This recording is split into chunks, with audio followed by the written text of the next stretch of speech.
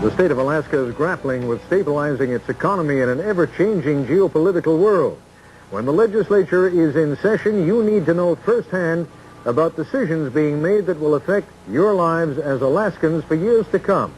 I recommend watching Capitol View with Terrence O'Malley and Annabelle Lunt. This is Terrence O'Malley in the state capitol. Dome, sweet dome could become a catchphrase if these fiberglass structures catch on in Alaska. The dome developers contend they offer advantages over conventional housing, making them an attractive solution to problems that have perplexed mankind since he moved out of caves. Perhaps their strongest selling point is portability. As you can see, they're put together very quickly. This three-man crew, two of whom had never seen a dome before being hired for the job, put this one together in under 2 hours. The military has expressed an interest in purchasing the bulletproof structures to act as the tent of the future. Also, the Red Cross is considering using them as temporary shelter for emergency situations. We have three major markets. We have the government and institutional market, we have rural bush housing, and we have the retail market. We are real excited about the government and institutional markets. We were in Washington, D.C. about 2 months ago. This could be the tent of the future for the United States military. Presently, the United States Army, which is the most sophisticated army in the world, uses laser bombs and smart weapons and see-at-night glasses to shelter their troops, are using the same thing that the Roman legions used, which is a piece of cloth, a tent over their heads. And they are screaming and demanding for something more sophisticated and higher tech, and we walked through the door and they responded ecstatically. The ones we make for the military will go up as fast as a tent, and once it's up, it's a bulletproof bunker. It will be made of Kevlar. The National Guard of Alaska is already sold on the domes, envisioning a variety of uses for them. General John Schaefer at a recent battalion commanders convention in Juneau. We have probably a lot of uses that we could put a building like this to all over the state. I think it's good enough that we'll look at securing some funds to get a few of these to test them in various parts of the state under varying weather conditions and uses. I was going to say, what kinds of things, how will you go about testing it? What types of endurance tests and whatnot would you put it through?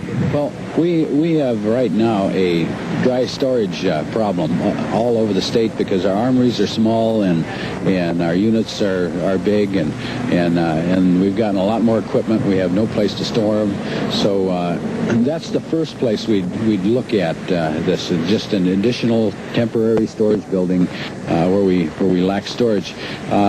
After that, then we'd look at utilizing these buildings in a mission orientation, either for assisting us with our combat missions, something more permanent than a tent, and also our emergency services role, because we have that responsibility too, to assist the communities during disasters, and it may have a real valid use there. They can use it for support facilities in the back combat zones, for storage, for command post headquarters, for MASH-style hospital units.